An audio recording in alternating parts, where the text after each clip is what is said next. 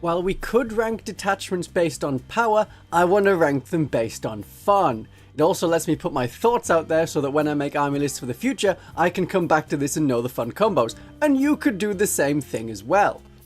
Do you want to make a deal?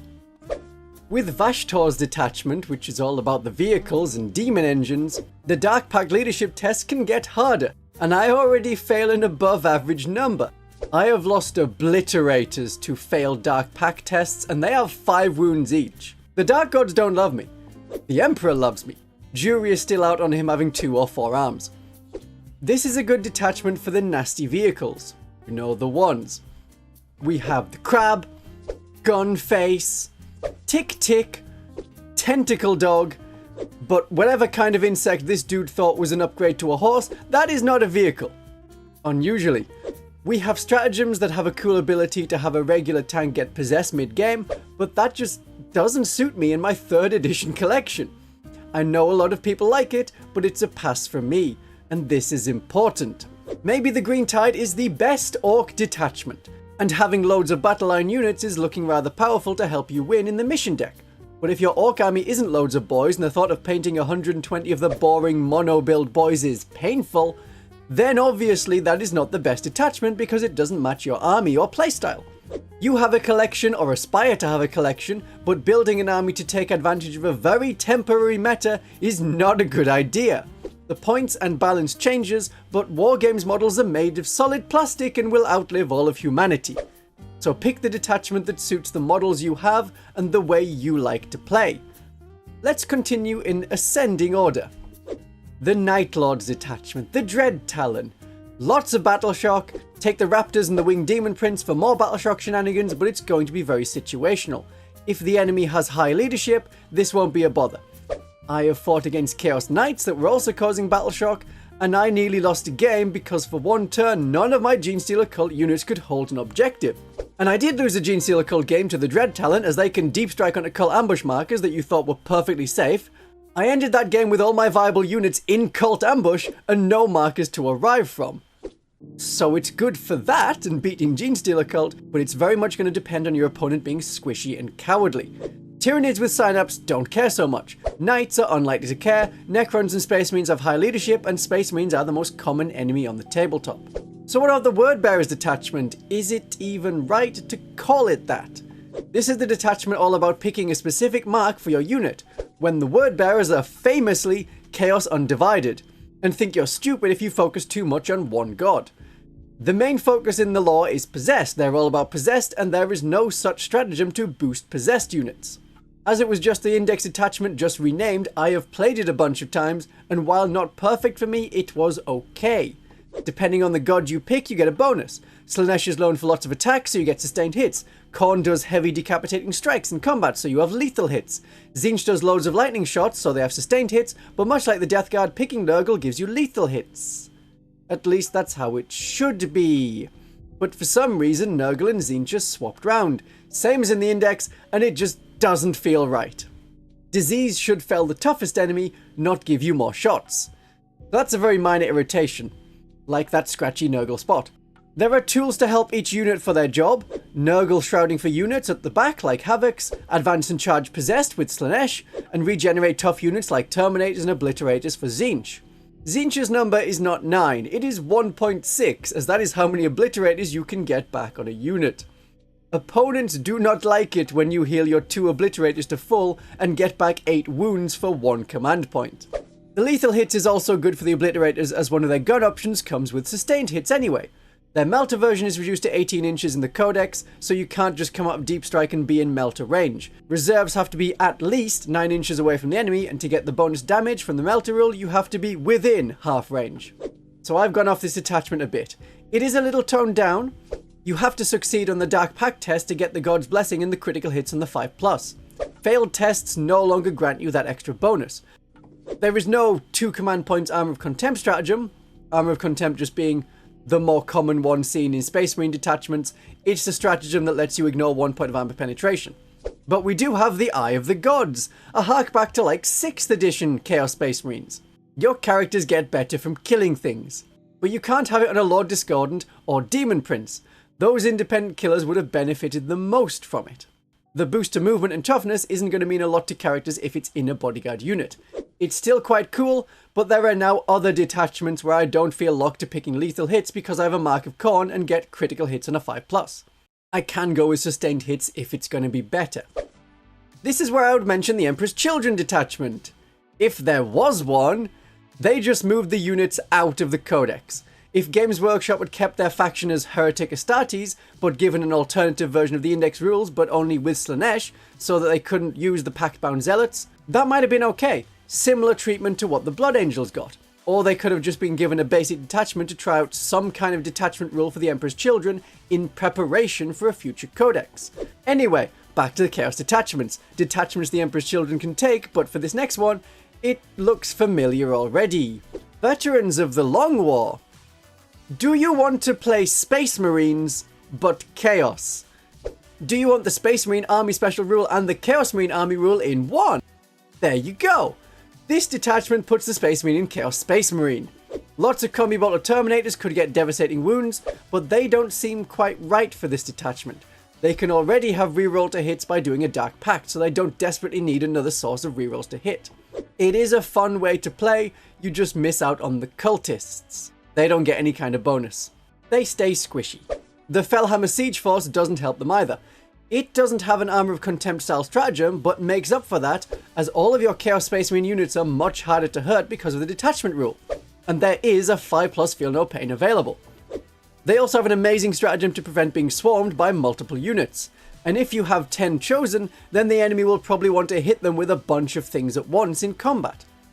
Deal out a potential mortal wound for each attack allocated to your models, max per 6 per enemy unit. Doesn't have to hit, doesn't have to wound, just has to be allocated. And you can't choose not to fight in close combat. So that will upset vehicles. The anti-fortification enhancement is a bit meh, but it's thematic to the Iron Warriors. And even if this detachment was bad, I know dedicated Iron Warrior fans would love it. There's point-blank destruction to make a chain cannon and melter-gun pistol weapons, which can be fun. But these stratagems are a bit reactive. You can't plan your attack around them, and other stratagems rely on the enemy being under starting strength or under half strength. It's rare that a unit is under half strength and then, well, they're gonna die anyway from whatever you put into them. I have Imperial Fists, so picking an Iron Warriors detachment is unconscionable. The 5+ Feel No Pain stratagem and the detachment rule doesn't work on damned cultist units, but interestingly the Spawn are not damned, so that works on them. If you want more of a cultist focus, there's the Alpha Legion. The deceptive thing about the Deceptor's detachment is that it won't call itself the Alpha Legion detachment. It has a good mix of legionaries and cultist mobs all infiltrating. Well, it just feels like Genestealer cult to me, maybe too much. And a warning on that. I have memories of, I think, 6th edition and infiltrating Chaos Marines closer, which meant that Orc Nobs and Boys could charge and kill them a turn sooner, so it's not always ideal. But popping into a Legionary squad as it turns out the Chaos Lord was there all along is cool. Very pop-up assassin like Skaven in Warhammer Fantasy. Also the Soul Link. An infantry character can become a Chaos Lord. A Cultist Demigod can become a Chaos Lord if you want raw hitting power after you've used the once per game advance and charge from the commune. And this can be done every command phase. Doesn't matter if the Chaos Lord can't normally lead a Cursed Cultists, they are now! And I don't see why the newly made Chaos Lord couldn't use the once per game massive combat bonus from the Chaos Lord datasheet. They have their abilities. Maybe you could do it multiple times on the same character, but probably not that.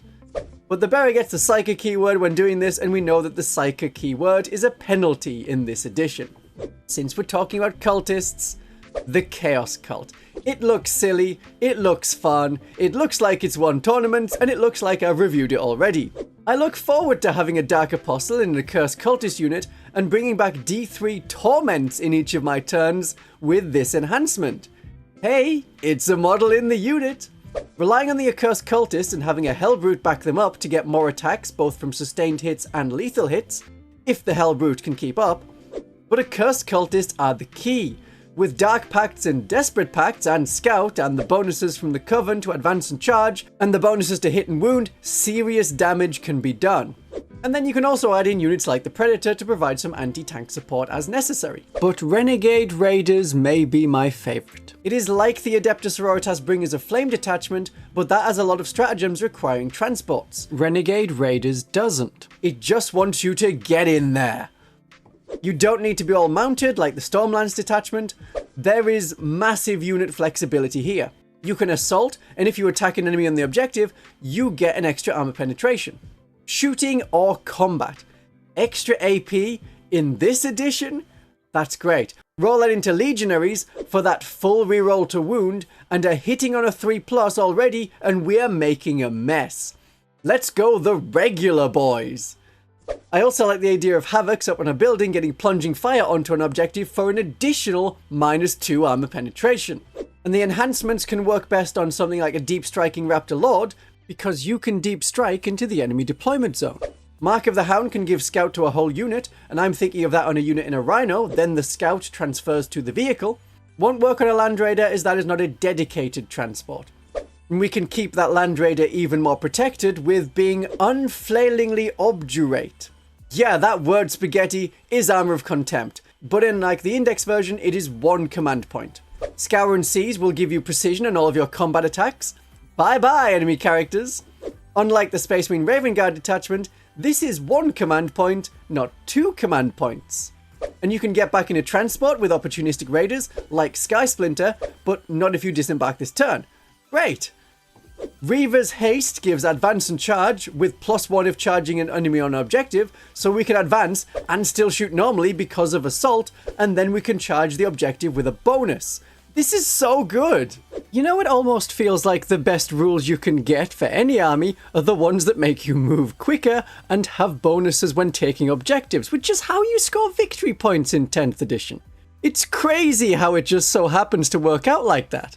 There is another awesome tactic for what may be a very powerful unit, the Warp Talons. At the end of either player's fight phase, they can go back into strategic reserves as long as they're not in engagement range. So a squad of 10 comes in with rapid ingress, then charges and murders a unit, and hides in reserves before the enemy has a chance to do any damage to them. In case you don't wipe out everything you're in engagement range of, then there is a stratagem within the Renegade Reavers detachment to fall back at the end of the fight phase. So if you've charged an enemy unit with something light and something big, and you've killed one of the units, maybe with precision attacks, you can fall back and go back into deep strike. It's not the end of your opponent's turn like the Space Marine Scouts had. As these two things happen at the same time, the controlling player decides the order. So they can always be in strategic reserve and rapid ingress back in but out of line of sight, ready to move 12 inches and charge. It's immensely powerful. So in your own turns, you can get out of there and never be on the table for your opponent to kill. You get to disappear off the board. The drawbacks: you are spending a lot of command points to do this and will probably only kill some chaff units. The cost of 10 Warp Talons to really make use of this is 270 points. On top of all the command points means it will mostly stay a gimmick to try once, instead of committing hard to it as a tactic. And it can be countered. So, for the Sisters players, the counter is Overwatch, and as a Genestealer Cult player, the Locus, which gives you fight first. That's lovely. Acolytes will need that.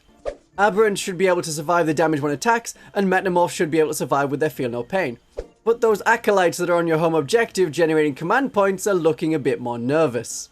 It means that in the Brood Brothers Auxiliary detachment, Basilisks and indirect fire will be more valuable. So the Renegade Reavers detachment suits my army best. Or I'll just use 100 cultists and have the Chaos Cult. Who knows? Call it more practice for Xenocreed.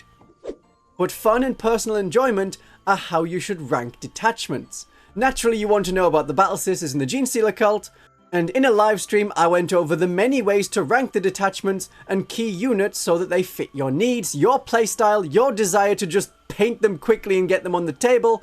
These are the reasons a detachment can be best for you.